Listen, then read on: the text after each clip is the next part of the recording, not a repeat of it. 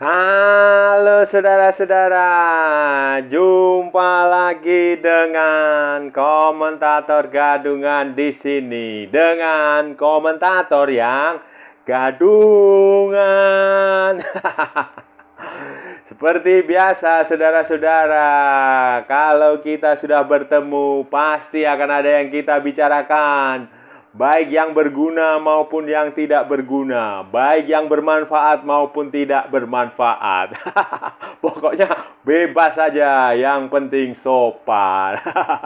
Dan hari ini saudara-saudara, edisi kali ini kita akan membicarakan tentang timnas Indonesia U20 yang akan berangkat ke Uzbekistan untuk menghadapi Piala Asia U20 ya, itu sekaligus merupakan kualifikasi untuk Piala Dunia U20 tahun ini di Indonesia. Jadi Indonesia sebagai tuan rumah, tetapi Indonesia tetap lolos ke Piala Asia. Tapi nanti kalaupun Indonesia, kan itu ada 4 tim yang akan terpilih. Kalau Indonesia lolos ke semifinal ya tidak akan dihitung, nanti jatahnya diberikan tim lain. Nah, ini akan seperti apa saudara-saudara, karena di Asia Tenggara hanya mengirim 2 tim, yaitu Indonesia dan Vietnam.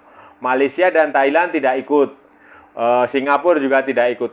Semuanya kalah di kualifikasi. Jadi hanya Indonesia dan Thailand. Nah, seperti apa ini nanti saudara-saudara, karena Sintayong sudah mengeluarkan daftar pemain 23 pemain. Nah, ini akan kita bahas kira-kira plus minusnya seperti apa, kelebihan kekuatannya seperti apa, terus peluangnya seperti apa, kemudian calon lawan Indonesia seperti apa ya. Nanti kita juga akan bahas Vietnam saudara-saudara, kayak seperti apa mereka. Nah, akan kita bahas di edisi kali ini saudara-saudara. Nah, saudara-saudara, Piala Asia U20 2023 mulai 1 Maret, tanggal 1 Maret itu Asia Tenggara, ASEAN itu hanya mengirim 2 wakil. Jadi Indonesia ada di grup A bersama Irak, Syria, dan tuan rumah Uzbekistan. Sementara satunya lagi adalah Vietnam. Vietnam itu ada di grup apa ya? Pokoknya dia ada di grup yang lebih berat lagi. Di situ ada Australia, ada Qatar, dan ada Iran. Nah, sementara Malaysia, Thailand, Singapura, Myanmar, mana lagi? Filipina itu nggak ikut semua. Mereka kayaknya kandas waktu di kualifikasi. Nah, kalau nggak salah Malaysia ikutnya Piala Asia U17 yang waktu itu ngalahin Indonesia. Lokal pride-nya Indonesia. Nah, itu. Jadi Malaysia ikut U17, Thailand sepertinya juga ikut U17 atau apa ya? Saya kurang nanti saya cek lagi. Tapi yang U20 itu Indonesia dengan Vietnam. Nah, turnamen ini akan menjadi kualifikasi untuk Piala Dunia U20. Nah, Indonesia kan sudah pasti lolos karena sebagai tuan rumah Piala Dunia U20. Tapi itu nggak masalah saudara-saudara. Ikut Piala Asia U20 ini bukan untuk mencari prestasi, bukan. Untuk pemanasan, untuk mencoba skuadnya sebelum nanti tampil di Piala Dunia. Karena levelnya kan mereka udah semakin tinggi kan. Bukan lagi level Asia Tenggara. Levelnya level Asia. Dan kemarin kan Indonesia juga baru saja menggelar pertandingan uji coba internasional. 3 pertandingan melawan 3 tim yang sudah pasti akan tampil di Piala Dunia U20. Dari Oseania ada Fiji dan Selandia Baru, New Zealand. Kemudian dari CONCACAF Amerika Tengah itu ada Guatemala. Hasilnya kan ya secara hasil memang tidak bagus, tapi secara permainan lumayan lah. Kan Indonesia bisa ngalahin Fiji, terus kalah sama Selandia Baru, kalah sama Guatemala, kalahnya pun tipis. Dan kalau kita lihat kualitas lawan ya Selandia Baru kan tim seniornya aja udah beberapa kali ikut Piala Dunia. Mereka punya pemain yang beberapa main di Inggris, di Eropa. Kemudian Guatemala juga sama, mereka termasuk klub tim dari Amerika Tengah yang sangat bagus lah. CONCACAF kan levelnya sedikit di atas saja. Ya walaupun tidak menang, kita kalah, tapi kan kalau dilihat penampilan juga lumayan saudara-saudara. Penampilan hanya memang ada beberapa catatan yang harus diselesaikan sebelum Piala Dunia nanti, dan harus diuji lagi waktu di Piala Asia U20 ini. Dan ya ada beberapa hal minor lah saudara-saudara. Nah saudara-saudara, Sintayong sudah mengumumkan daftar final 23 pemain. Ini dari 30 nama yang dipanggil dan 29 yang datang. Karena begini saudara-saudara, di Indonesia ya ini juga sama dengan di Malaysia, di negara lain itu klub itu kebanyakan berat melepas pemain kalau tidak di pertandingan resmi FIFA ya. Kayak kemarin waktu Piala AFF kan pemain dari Johor Darul Taksim nggak dilepas kan, ada banyak sekali dari Johor Darul Taksim nggak dilepas dengan alasan ini bukan pertandingan FIFA. Begitu pula di Indonesia ini, tim U20 ini juga gitu. Jadi Persija Jakarta itu ada 9 pemain yang dipanggil. Dan itu awalnya tidak ada satupun yang dikasih, saudara-saudara. Nggak ada yang dikasih satupun. Alasan mereka kan ini tim junior. Alasan mereka adalah ini pelatnasnya, training campnya, pemusatan latihannya terlalu panjang. Mereka ingin ya kayak di Eropa lah. Pemusatan latihan cukup seminggu, cukup 3 hari langsung bisa main. Pikirannya mereka begitu. Nah, kan padahal beda, jelas beda lah. Kualitas pemain di Eropa dengan kualitas pemain di Indonesia. Di Eropa seminggu main langsung tampil bisa juara. Lah di Indonesia sebulan latihan bersama aja belum tentu bisa menang kok, apalagi cuma. Nah itu jadi kendala besar buat Sintayong. Jadi ada tantangan yang cukup ya pelik lah itu masalahnya. Ada perlawanan yang sangat keras dari Persija. Ya setelah melalui negosiasi dan lain-lain akhirnya dilepas pemainnya. Itu pun pertama cuma ada 5 pemain atau 4 pemain. Terus kemudian dilepas lagi beberapa pemain, tapi kemudian diminta lagi si itu kipernya Cahya Supriyadi. Diminta lagi karena Persija mau tanding di Liga Dagelan, Liga Lawa gitu. Jadi ya itulah rintangannya. Dan setelah 23 pemain yang diumumkan ya ada beberapa yang memang bagus ya. Tentu saja si Marcelino nggak dipanggil kan. Marcelino Ferdinand nggak bisa ikut karena tim dia udah main di Belgia, timnya dari Belgia nggak mau ngasih ya nggak apa-apa, kita hormati. Nanti untuk Piala Dunia dia akan dipanggil kayaknya bulan April itu dia akan gabung lagi. Tapi ya lupakan itulah. Tapi kan sudah 23 pemain sudah dipanggil dan mereka akan berangkat ke Uzbekistan untuk bermain di Piala Asia U20 saudara-saudara.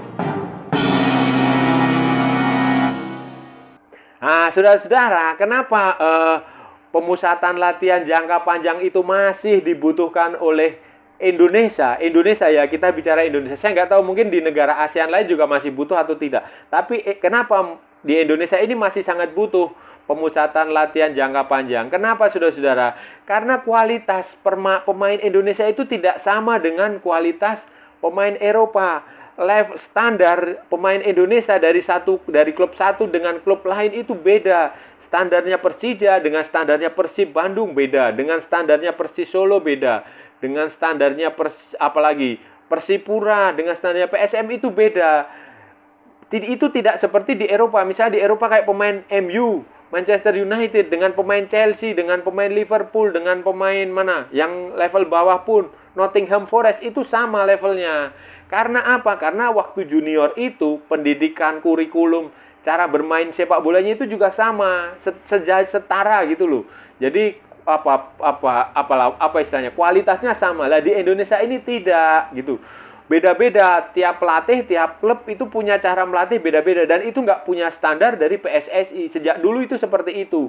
Jadi ketika pelatih tim nasional memanggil pemain itu ke tim nasional dikumpulkan, maka dia harus memoles lagi dari nol, dari awal, dari teknik dasar, dari basic. Nah, itu butuh waktu yang tidak hanya 1 bulan. Apalagi ini levelnya sekelas Piala Dunia U20. Itu butuh waktu untuk membenahi itu. Nanti setelah tekniknya sama, setara, levelnya kualitas cara bermainnya sama, pelatih baru masih berpikir soal fisik.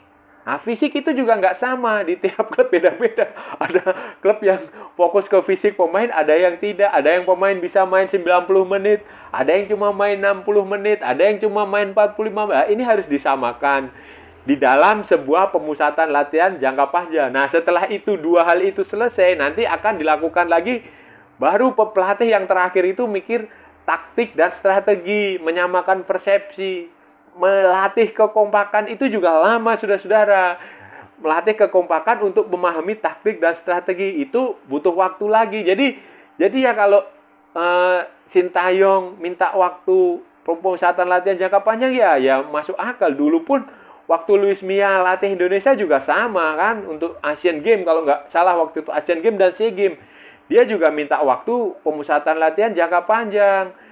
Jadi ya masuk akal lah, karena mereka adalah pelatih-pelatih kelas dunia. Mereka paham bahwa level Indonesia itu tidak bisa disamakan dengan Brasil, dengan Italia, dengan Spanyol, dengan Portugal, dengan Prancis, nggak bisa. Jadi harus ada perlakuan beda. Sayangnya itu yang nggak dipahami oleh klub kayak Persija, kayak Thomas Doll, kayak pelatihnya PSM Bernardo Tavares itu nggak paham hal seperti itu gitu loh. Sementara Sintayong kan paham. Jadi ya pelatih timnas itu pelatih klub itu ya harus ikhlas lah, karena gini loh, muara dari klub itu semua ke timnas. Dan jangan lupa tidak ada klub yang lebih besar dari timnas gitu loh.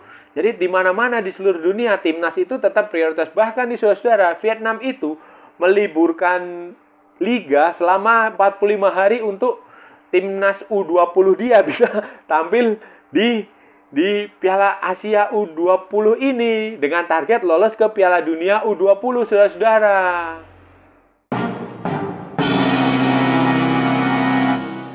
Dari daftar 23 pemain ini, saudara-saudara, ya mayoritas adalah pemain muka lama yang waktu di Piala AFF U19 tempo hari itu, yang ya pemain Persija dari 9 pemain Persija yang dipanggil hanya ada 8 yang masuk skuad utama. Ya itu termasuk si kipernya, termasuk Ferrari, backnya, kapten, terus Ginanjar, Nico, terus siapa lagi? Doni, ada banyak. Yang nggak ikut adalah Barnabas Sobor. Terus ada lagi dari beberapa pemain dari klub lain. Nah, yang menarik adalah masuknya Hugo Samir. Hugo Samir adalah anak penyerang legendaris Indonesia, Liga Indonesia, pemain dari Brazil, Jackson Thiago, dengan pernikahannya dengan wanita dari Surabaya. Nah, itu Hugo Samir, dia termasuknya adalah pemain keturunan. Walaupun sejak kecil memang di Indonesia, jadi nggak perlu proses naturalisasi kayak si Ronaldo Kuateh juga nggak perlu proses naturalisasi karena sejak kecil lahir dan besar di Indonesia. Dari bapaknya Roberto Kuateh, dulu penyerang di Liga Indonesia di beberapa klub Indonesia seperti PSIM, Persibat Batang, PSIS Semarang gitu. Ini sama, ini Hugo Samir nih kayak mirip. Ya kayaknya copy paste dari Ronaldo Kuateh. Dia Jackson Thiago kan udah tahu sendiri lah, dia di Indonesia udah penyerang paling top lah pada masa itu. Dia main di Petrokimia, di PSM Makassar, di Persebaya Surabaya, di Persitara Jakarta Utara, kemudian jadi pelatih juga di Indonesia, sukses di Persipura terutama, terus pernah ngelatih Barito. Oh ya, pernah ngelatih timnas Indonesia senior dengan Rahmat Darmawan walaupun sebentar, terus pernah ngelatih Persis Solo, sekarang di Persis Solo Junior, di Persis Youth namanya. Nah, itu Hugo Samir. Ini posisinya adalah kayak bapaknya, tapi kalau bapaknya kan striker nomor 9. Kalau Hugo ini dia penyerang sayap. Dia bisa nomor 10, bisa nomor 7, bisa nomor 11. Jadi winger tapi yang agresif, penyerang sayap. Kalau skemanya 3 penyerang 4-3-3 lah, itu dia cocok di situ, atau 3-4-3 dia cocok di situ, di salah satu sayap, entah di kiri entah di kanan. Kalau sudah perhatikan cara mainnya Hugo Samir ini persis kayak bapaknya. Larinya persis, cara dia pegang bola, keeping bola, bola di kaki itu, kalau dia bermanuver itu persis sekali. Saya ingat betul. Jadi berbahagialah Anda yang pernah nonton Jackson Thiago secara langsung dan sekarang nonton anaknya. Itu persis sekali, saudara. Cara main, cara bermanuver, pantatnya itu juga sama, saudara. Kalau Anda perhatikan tuh pantatnya itu sama cara lari. Jadi itu bikin kalau pantat kayak gitu itu kalau dia bikin lari itu kayak seimbang. Jadi nggak gampang jatuh ketika di body chart itu nggak gampang jatuh. Itu persis sekali. Dan waktu pertandingan uji coba lawan Fiji, lawan apalagi tuh Selandia Baru lawan Guatemala kan dia dimainin di babak kedua walaupun diganti lagi waktu lawan Guatemala, tapi itu sudah menunjukkan kalau itu dia anak ini punya kualitas dan dia masih muda, masih 18 apa 17 ya, pokoknya dia masih muda. Ini bakal jadi salah satu pemain masa depan Indonesia yang sangat bagus karena dia juga Hugo ini sejak kecil gaulnya sama pemain-pemain bola bagus. Dulu dia ikut bapaknya di Persipura kan. Persipura kan saudara-saudara tahu sendiri sih, itu ada Boas, ada banyak pemain bagus kan di Persipura pada waktu itu. Terus dia ikut kemana-mana lah, ikut ke bapak. Dan dia otomatis dididik langsung oleh bapaknya yang pelatih, yang mantan penyerang, yang ya udah ini kita lihat saja nanti di Piala Asia ini seperti apa nih si Hugo Samir ini akan main. Nah, dengan gabungnya Hugo Samir, otomatis timnas U20 ini punya banyak variasi serangan di depan, saudara-saudara. Walaupun tidak ada Marcelino Ferdinand, tidak masalah. Kan di situ masih ada siapa itu? Kuateh jelas. Terus Hoki Caraka, ada Niko, ada Arkan Fikri, Arkan Kakak. Banyaklah itu udah saya rasa Sintayong tidak akan kesulitan untuk mencari kombinasi pemain. Kalau buntu bisa ada solusi lain. Nah, masalah yang paling utama dari timnas U20 ini dan tampaknya juga ada di timnas Indonesia lainnya adalah dua hal. Pertama adalah eksekusi, finishing, penyelesaian akhir. Wah, itu buruk sekali. Kalau sudah lihat di tiga pertandingan yang digelar uji coba itu peluangnya banyak sekali. Lawan Fiji itu Indonesia itu seharusnya bisa menang 7 gol. Lawan Selandia Baru itu juga seharusnya bisa menang lebih dari 5 gol.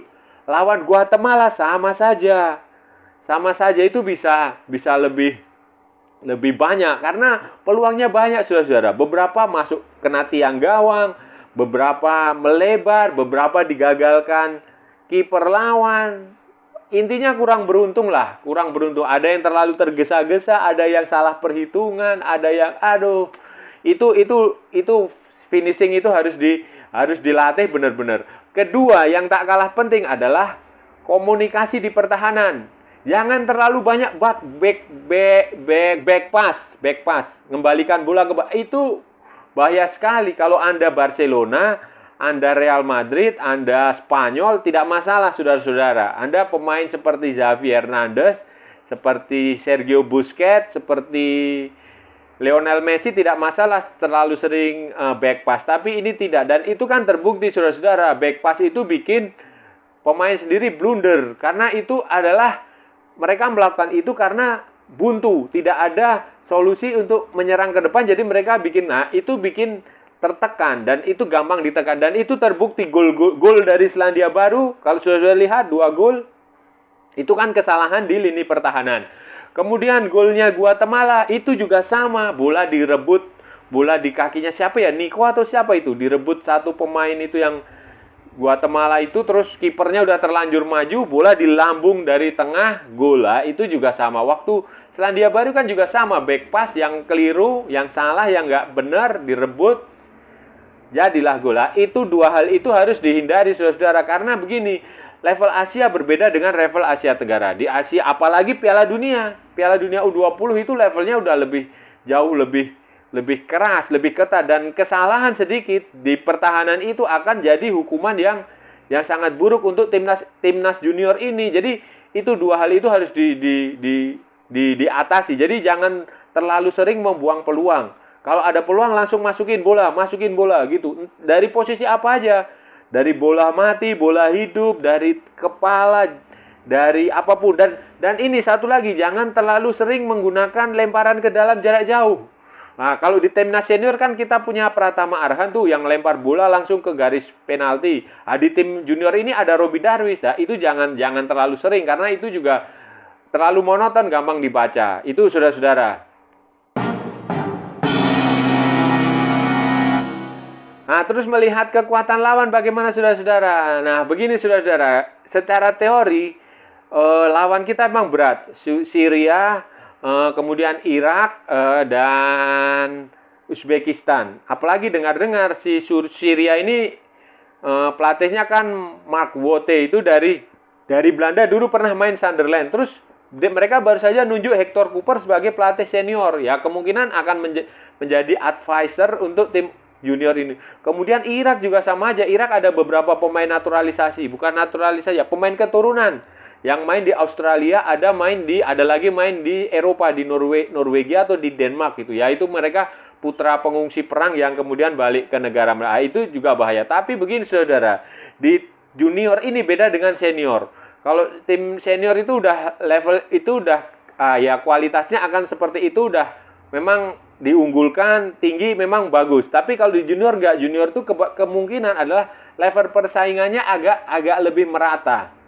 Agak lebih merata karena mereka masih berkembang, pemain-pemain junior itu masih berkembang. Beda dengan pemain senior. Kalau pemain senior itu udah levelnya ya udah seperti itu, udah fix seperti itu. Tapi kalau level junior itu kekuatannya relatif merata lah, walaupun mereka main di mana itu relatif merata ya saudara-saudara. Jadi nggak usah terlalu takut. Begitu pula dengan Vietnam. Vietnam ini juga sama aja, walaupun dia akan menghadapi Qatar, akan menghadapi Australia, akan menghadapi Iran, itu tidak perlu, mereka sangat optimis, sangat percaya diri bisa masuk ke 4 besar karena tahun 2017 kan Vietnam juga ikut Piala Dunia. Mereka waktu itu lolos kualifikasi juga semifinal dan pelatihnya masih sama, Huang Antoine. Dan pemain-pemain yang tahun 2017 sekarang jadi andalan di timnas senior Vietnam, kayak Nguyen Quang Hai, kayak si Duan Van Hau, kayak si Nguyen Tien Lin. Nah, itu pemain-pemain itu sekarang jadi tulang muda. Vietnam ingin mencoba mengulang sukses itu dan mereka sangat percaya diri. Buktinya mereka waktu uji coba yang beberapa hari lalu mengalahkan Arab Saudi U20 di Riyadh. Padahal Arab Saudi adalah juara bertahan Piala Asia U20. Tapi kan mereka bisa dikalahkan karena pemain yang waktu itu kan sekarang udah tidak main lagi. Nah, itulah tim U20 itu seperti itu. Tim junior, kelompok umur junior itu seperti itu. Jadi kekuatannya relatif merata. Jadi saya rasa peluang dua tim dari Asia Tenggara ini akan adalah minimal, kalaupun nggak bisa sampai semifinal ya minimal bisa lolos dari fase grup. Dan ini harus kita dukung saudara-saudara demi kemajuan sepak bola di Asia Tenggara. Walaupun Vietnam itu kadang bikin jengkel tuh, tapi ya itu serumpun juga itu. Nah, itu tadi saudara-saudara pembahasan kita hari ini tentang Timnas U20 yang akan tampil di Piala Asia U20, Piala AFC U20 bulan depan, mulai tanggal 1 Maret di Uzbekistan. Kita juga udah membahas ya plus minus lah. Kita udah peluangnya bagaimana, kita udah kualitas lawan seperti apa, kita juga udah menyinggung-nyinggung Vietnam tuh. kita juga udah, dan ini Piala Asia U20 ini hanya batu loncatan. Jadi nanti apapun hasilnya jangan dihujat. Kalaupun sukses juga jangan dipuji berlebihan karena sasaran yang ingin dicapai adalah Piala Dunia U20 nanti 2000 bulan Mei di Indonesia. Dan walaupun di Piala Dunia U20 nggak mungkin juara ya setidaknya tidak tampil mengecewakan saudara-saudara. Syukur-syukur bisa lolos ke babak berikutnya, ke perempat final atau ke semifinal. Itu akan bisa jadi prestasi yang membanggakan. Apalagi nanti jangan lupa, nanti waktu Piala Dunia U20 Indonesia akan kedatangan 3 pemain keturunan yang proses naturalisasinya sudah ada di Dewan Perwakilan Rakyat.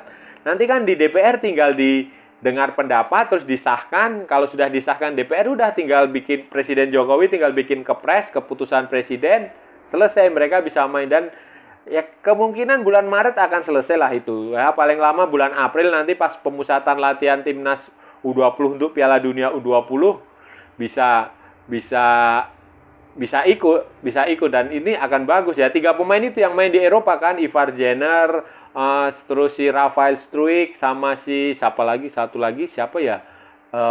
Justin Hubner ada di Wolverhampton Wanderers under 21, terus di Utrecht, Jong Utrecht, sama satunya lagi di mana ya? Di AS Alkmaar atau mana? Pokoknya disitulah. Nah, itu saudara-saudara pembahasan kita hari ini. Dan kalau saudara-saudara merasa channel Komentator Gadungan bermanfaat, silahkan like, share, and subscribe. Dan jangan lupa ikuti pula akun media sosial Komentator Gadungan, ada di Facebook dan Instagram dan di TikTok. Kalau ada salah-salah kata, mohon maaf, namanya juga Komentator Gadungan, saudara-saudara. Tapi kalau benar itu sebuah kebenaran. Oke, saudara-saudara, sampai jumpa lagi di edisi berikutnya. Salam olahraga dan merdeka!